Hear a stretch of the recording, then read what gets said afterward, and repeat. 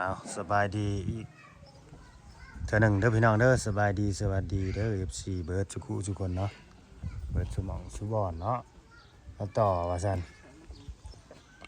มาถามข่าวบ่าวสโลเพิ่นก่อน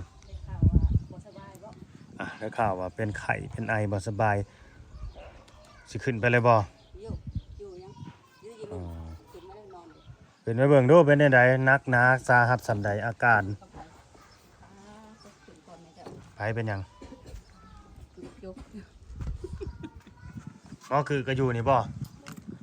คือเฮ็ดหยังกันน่ะคันหยังคือโอ้ว่านี่ตุกโฮมแม่คือเฮ็ดมังกรตั้งโทโลอยู่เฮ้ยใส่บักแดงเด้สบายดีกึกสบายดีกึกเอ้ยอยู่กันครบเนาะพอนั่งก็นอนซะบ่คือไปนอนลิเพิ่นคือบ่มาพี่สภากันมาพี่มานั่งพี่สิถามนี่มาพี่มันมืดได้อยู่ในผู้สิพากันยุงกัดเด้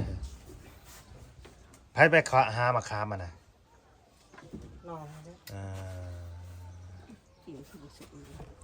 สบายดีแดงสบายดี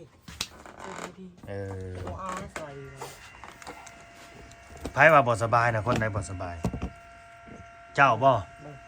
น้องบ่ได้เป็นหยังเนาะไอ้อะไรกันไอยังไออยู่น้องยังไอเป็นได้คือว่าเป็นไข่บ่บาซาโลไข่ได้จังมื้อน่ะ3 มื้อเจ็บหัวเจ็บเอวโอ้บ่ได้กินหืดกินยากินแล้วยาซักยานำบ่ซักซักยาก็ยังบ่ลงติยังบ่ลงเฮ็ดเวียกหนักหลายบ่จักเฮ็ดเวียกหนักเลยจนไข่แตกคือได้ข่าวว่าไปเผาน้องซะบ่เป็นได้น้องสาวเราก็โอ้เจ็บท้องเจ็บท้องหยังเจ็บท้องหยังจับเจ็บท้องมันหอมกินข้าวบ่ได้แล้วมันออกฮ้อนมาที่พุ่นแล้วหางมาไปนอนอยู่พุ่นซะบ่ไปนอนจะคืนนึงแล้วสิไปต่อไปไสไปเข้าน้ำมือไปเฮ็ดเวียกเจ้าของบัดนี้ใครแน่แหละบ่น้องสาวใครแน่อยู่เจ็บได้จังมื้อนั่นโอ้หลายมื้อแล้ว4-5 มื้อเลยเราตีผัวได้ซะผัวก็อยู่หั่นนั่นแหละบ่ได้ไปหาหมอบ่อ้าวคือบ่ไปก็ยังบ่ดีสักอยู่บ้านอะไรแล้วมีเงินไปก็นอนเนาะ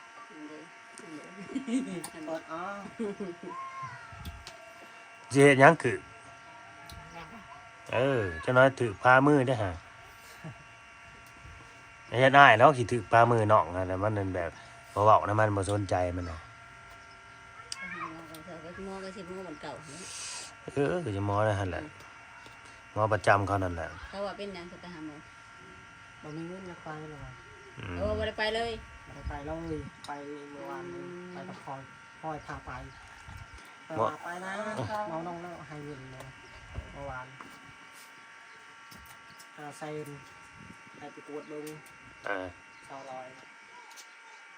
ตรวจแล้วกระเพาะกวดมันก็ต้อง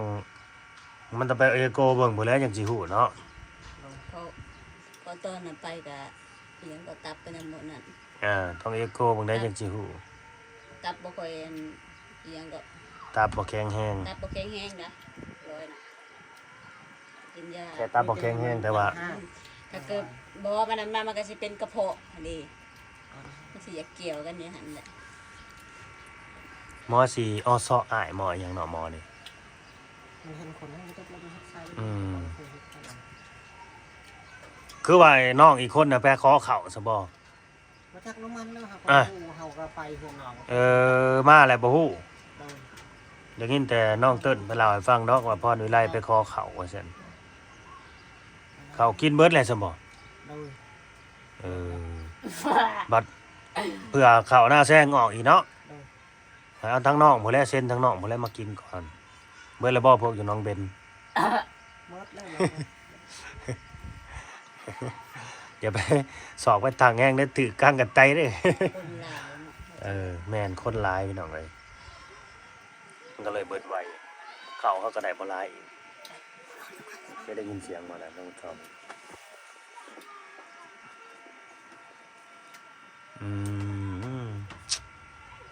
กินยาเลยนางแดงเบิดแล้วบ่เงินน่ะยังอยู่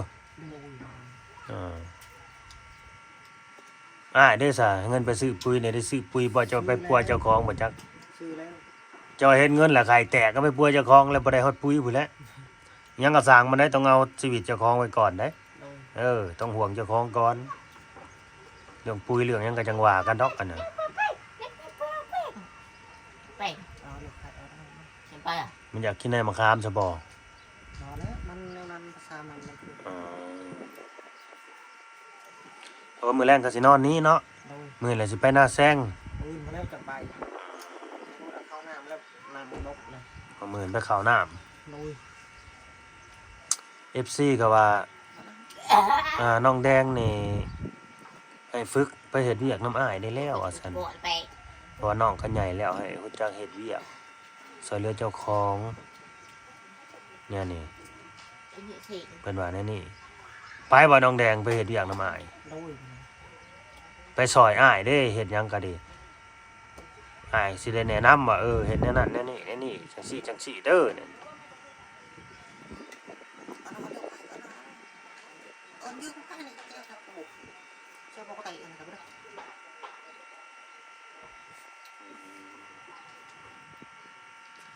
เสียงใดดังนี่ลิเนาะวันนี้คิดว่าสิบ่ได้มาแหละมันค่ำเลยก็เลยมีเวียกแหน่ก็เลยมาไผบอกซะจังหูว่าน้องสาวบ่สบายก็โทรหาบ่ โทรหาน้องเคยน้องเบนคนนี้ โทรไปว่าในใดจังรีบมาเลยทาง พ นี้ อมาเด้อมาเบิ่งเด้อมาเบิ่งนมเด้อเหรอ เอานมนักปานน่ะบ่จังโทรตามอ้ายตามน้องมา นั เบิ่ ก ง แล้วเราว่านักไม่ได้นักปานใดค่ะดึง พอไปเบิ่งมันก็ธรรมดา ธรรมดา นักผัวนี่อย่าว่านัก ผู้ว่านัก อยากให้ไปเบิ่งไปเผา โดยนอนนั่นนี่ได้เจ้าได้ลุงเหรอวะ นอนอยู่ดอกมายากดอกคอย เพิ่นสิไปทางใดจังให้ลูกนอนนำ ไม่ได้ไปใส่อยู่หัน ก็ได้ว่าสิไปเวียกทางใดแหละ น้ำฮ้อนกับโบต้มให้เธอว่าต้มให้น้ำฮ้อนให้มันกินน้ำฮ้อนมันกินอย่างนั้น ฮะ บ่ได้หาหักมงหักไม้หายายังให้เมียกินเลยบ่ ฮะ กินมันก็บ่ลงเลยเนาะ กินกับ ก็มันบ่ถึง แล้วมือที่มันยังหักกินเข่าบ่ได้มันไม่ขึ้นแน่นขึ้น เพราะว่ามันแน่นขึ้นแล้วมันอยากหัก โดย มันสิเกี่ยวกับหยังเนาะว่าที่กระเพาะคือสิอยากหัก ปวดกับเขาว่ากระเพาะลำไส้ก่อน อ้าวเดียว กระเพาะลำไส้ อ้าว กระเพาะลำไส้ก็สิเป็นน้ำนางแบบ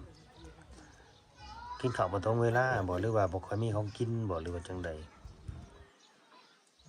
อันนี้ก็บ่ฮู้คือกันพี่น้องเอ้ยเฮาก็นี่เนาะเพราะว่าบ่ฮู้ว่าเขากินหยังอยู่หยังแต่ละมื้อก็ได้เขากินข้าวตรงเวลาบ่หรือว่าจังใด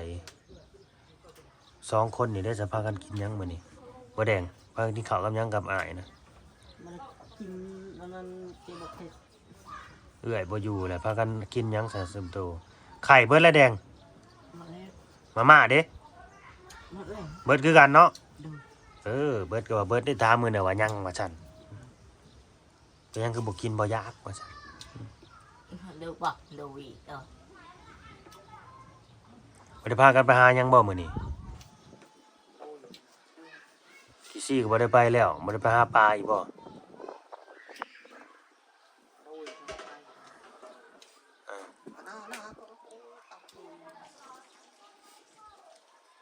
แต่ยังคือตัวแพงง่ายแต่บ่ มันไม่ได้เผ็ดมันเคยคิดนะมันเผ็ด นึกว่าแพงอยากหยอกแน่นี่ มันจะดอก เด็กพิเศษเขากินเบิดบาท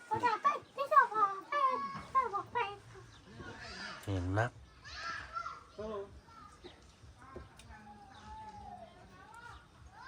ผู้ไปหากับไปนอนบ่บ่แดงเอื้อยตัวไปนอนบ่ มันไปกลับ ไปครับ ขี่รถไทยไปที่เนาะ ยางเอา ประกันอย่างอีก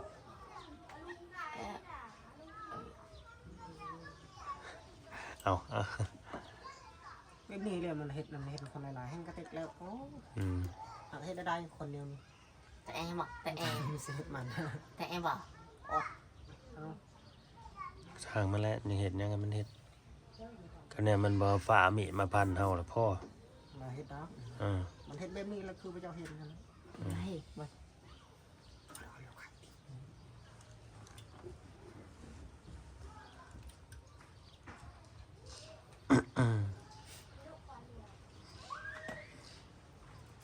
นอกจาก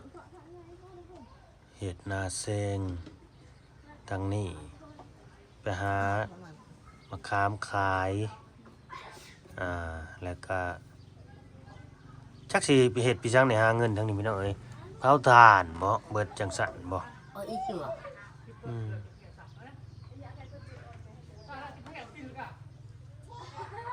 แล้วขายเบิดแล้วบ่ถ่านขายเบิดแล้วบ่ ลงขาดหมดแล้ว ขวดเบิดแล้วเนาะวันไหนลงใหม่ เวลาลงแรกยังโมสมัยยังโมสนุกยังเป็นวัดยัง อ๋อคันน้องเคยลงกับน้องสาวนี่บ่ได้แม่นบ่ โดยลงบ่ได้แล้วเรา มาโดยโดยโดย ต้องมีผู้คอยยกคอยย่อซอยเนาะคือนักๆเนี่ยก็สิทางบาสโลเพิ่นพี่น้องเอ้ยเป็นผู้ยกผู้ย่อไม้สิใหญ่ๆแน่หั่นนะ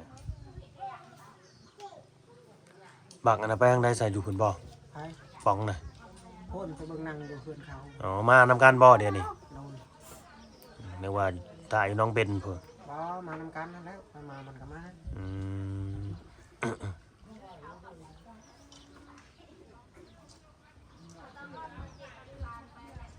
พี่น้องเอ้ยเนาะ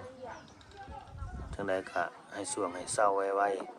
เป็นไข้เป็นไอก็ได้เศร้ารักครอบครัวซ้ำแห่งไปล้มแห่งไปป่วยแห่งนักแล้วแหละบาดมึงดูพุ่นถากินอยู่มาจากน้องจากหลานตาลองซองอยู่สาวรักครอบครัวล้มแล้วรถได้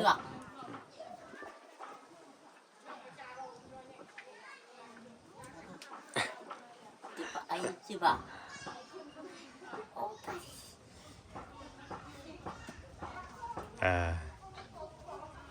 ถูกกินบ่ได้มะขามกินเบิดแล้วมะขามหวานน่ะเอ้ยมะขามหวานน่ะกินเบิดแล้วเอามามื้อหาใด โอ้ยมันสิหยังบ่ ซีนในเบิดแล้วซีนแห้งน่ะซุมโตก็ได้กินอยู่บ่แดง โดน บ่เพราะว่าผู้ใหญ่ใจะดีเพิ่นมื้อน่ะข่อยมาถ่ายเห็นนั่น2ไอ้น้องเขากินข้าวนำกันนั่นน่ะบ่มีหยังกินเพิ่นก็เลยแบบฝากเงินมาข่อยเลยซื้อมะขามหวานแล้วก็ซีนแห้งก็มาให้เขาบังเอิญมาไปเจอเขาอยู่นำกันมื้อน่ะอยู่เฮือนนางแดงนั่นแหละสายพรวิไลครับพวกนี้แหละไปขึ้นมะขามก็เลยเอาให้นั่นเลย แต่ก็บ่ได้แบ่งดอกให้เขามากินนำกันนั่นแหละเพราะเขาอยู่นำกันคณะสิเฮ็ดกินนำกันนั่นแหละเอ้อน้องเขาแสดงว่าเบิดเนาะอิหยังก็ดี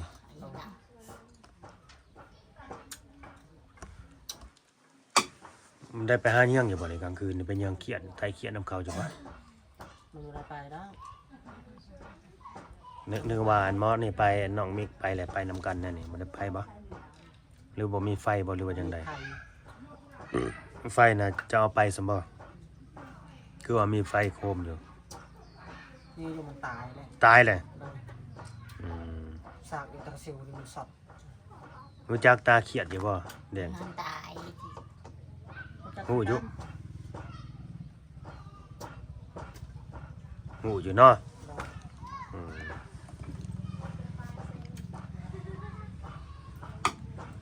ไปมาแล้วคืออะไรพี่น้องไว้เนาะอันนี้ก็เรื่องแบะก็ยั่งเด้อเรื่องแบะนี่เด้อ เกิดขาดว่ะ มีแต่การเอาเข้ามาตอนนี้ก็ยากบอลสิเลียมนี่แหละบอลสิผูกสิเบิ่งมันแต่ว่าคันใดมือใดก็จะเอาเข้ามาให้มือนั่นแล้วนะแรงแบนยังหาบ่ได้คือกันเอามาให้แล้วเพราะว่าผู้ใหญ่เพิ่นก็ฝากเงินมาเลยเด้เพิ่นก็อยากเห็นหั่นนะมาแล้วสิปากะเลี้ยงได้สิเบิ่งได้ก็สุดแล้วบาดนี้มีแต่เบิ่งเอาหั่นแหละใดมันสิยังปล่อยไปน้ำหมูมันบ่หรือว่าใดหรือจะไปเลี้ยงอยู่ไสน้องเบ้นบ่แบ่อยู่น้องเบ้นก็มีบ่ เลี้ยงนั่นนี่ บ่แล้วแบ่น้องสาวอยู่น้องเบ้นก็มีบ่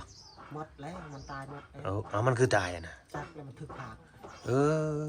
มันลายได้ของมือมันถึกผักเลย ภาคกินแบ่ก็มีบ่เดี๋ยวนี้ นี่ ห่วยบ่เป็นตาหน่ายเนาะ เป็นตาหน่ายครับคนจักเลยอย่าง บัดมันเข้าก็ตายจนเบิดแบ่ก็ดี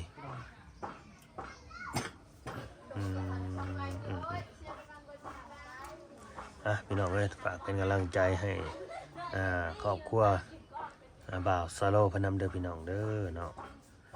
และ FC ผู้รักผู้ใหญ่ใจดีใจบุญคือกันเนาะที่ว่าเขาเบิ่งมาชมแล้วอยากแบ่งเบาแบ่งปันหรือว่าให้ต้นทุนชีวิตของเขาพี่น้องเอ้ยก็คือน้องแดงนี่ก็เคยเว้าไว้อยู่ว่าเพิ่นยังได้รถไถพี่น้องเอ้ยแต่ว่าเรื่องรถไถนี่มันก็ราคามันก็ค่อนข้างสิสูงอยู่อันนี้ก็ดีสูงพอสมควรเรื่องรถไถนี่ก็นี่หลัก 30,000 บาท 40,000 บาทคุณได้รถไถมือ2คันหนึงก็ดีแม้ว่าเขายังได้รถไถมาเฮ็ดให้เฮ็ดหน้าแหละมาสาวเฮ็ดหน้าเจ้าของพอมันสิได้ข้าวน้ำสัมปาตื่มกันพอสิบ่ได้อึดข้าวอึดน้ำคือนั่นนี่แหละนี่มึงรู้เบิดข้าวกินเลยนี่บ้านนี้รออ้ายผู้ไปเฮ็ดนักข้าวหน้าแซงก็จะหลังสงกรานต์พุ่นเด้อจังสิได้กินแม่นบ่บาซาโลมันบ่ได้ออกง่ายๆเด้อข้าวหน้าแซงหลังสงกรานต์บ่หรือว่าช่วงสงกรานต์ข้าวหน้าแซงแล้วแต่พันธุ์เขาคือกันบ้านในทางนี้อยู่บ่ได้แหละไปหาน้ำแหละทางนี้ก็ดีน้องแดงก็เคยอยู่บ่ไปหาหลอกคอเขา บ่แดงเคยอยู่บ่พายกับแดงสิกล้าไปบ่กับอ้ายฮะนี่ไปกับหมอกึ่งหน่อยไปกับสอบเขาเลาะไปนำหมู่บ้านคนกล้าอยู่บ่กล้าดอกเนาะบ่กล้าดอกเฮ้ยไปดอกปล่อยลูกๆเลยอยู่น้อยเข้าไว้ตี แม่น คนมาจากกุศลาอย่าหมู่หลายตีเลยเนาะคนเรื่องดังเขามาให้ไปนะเขามาให้ไปครับไอ้นอนดังพี่น้องเอ้ยก็เฮาก็สิได้จบคลิปไปสำนี้เนาะถือว่าก็ได้ถามข่าวเบิ่งทางน้องสาวเพิ่นเนาะว่าอ้ายคือบ่สบายก็อาการก็ดีขึ้นแน่ละเพราะว่าได้กินยาสักคือจักยาแล้วมันก็สิค่อยดีค่อยเศร้าไปหั่นแหละมันก็สิไข้กว่าเฮาบ่ได้กินบ่ได้ซักยาก็ดีเงินจะได้เบิดแล้วบ่บาทสะโดเบิดแหละเนาะซักยาก็จ่ายเองบ่เงินน่ะจ่ายเองบ่หรือว่าน้องจ่ายให้แต่ว่าน้องสาวอยู่น้องเบนเป็นคนจ่ายให้จ่ายเองเนาะถ้าไม่เงินก็จ่ายเองก่อน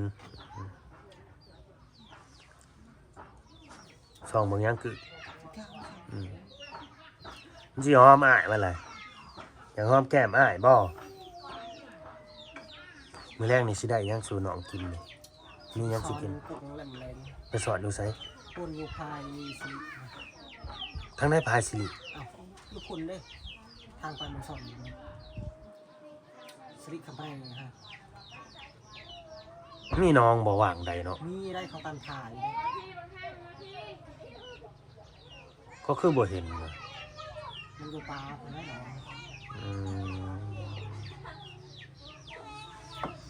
เดี๋ยวสิไปสอนตอนนี้เนาะแล้วว่าอยู่ใกล้ๆท่านนี่พอสิได้ไปเบิ่งมันหน่อยมันลายฮะใดปลากุ้งซิวตกปลาจริง โอเคเด้อพี่น้องเด้อก็สิได้จบคลิปเป็นสำนี้เนาะอ่ะฝากกดไลค์กดแชร์กดติดตามเนาะจังได๋ก็กำลังใจเด้อพี่น้องเด้อผู้ใดคิดว่าเขามาเบิ่งมาชมเกิดความเมตตาสงสารเขาเนาะอยากช่วยเหลือหรือว่ามีน้ำคิดน้ำใจจังไดก็ติดต่อมาเด้อเฮาก็ยินดีที่จะเป็นสะพานบุญให้พี่น้องเอ้ยสุดท้ายก็ให้ครอบครัวต้องมาสนุกกับน้องๆเนาะอยู่ดีมีแฮงสุขภาพแข็งแรงแล้วก็ผู้หลักผู้ใหญ่ใจะดีเบิดสุขุสุขคนคือกันเด้อให้อยู่ดีมีแฮงเนาะผมสุขเจ็ดกันเบิดสุขุสุขคนพี่น้องเอ้ยเนาะเอาสบายดี เอาสบายดี สบายดีกึกโดยสาธุโอเคเด้อพี่น้องเด้อก็สิได้จบคลิปไว้ซ้ำนี่เลยเนาะไว้พอกันใหม่เด้อพี่น้องเด้อเนาะไปแล้วเด้อสบายดีพี่น้อง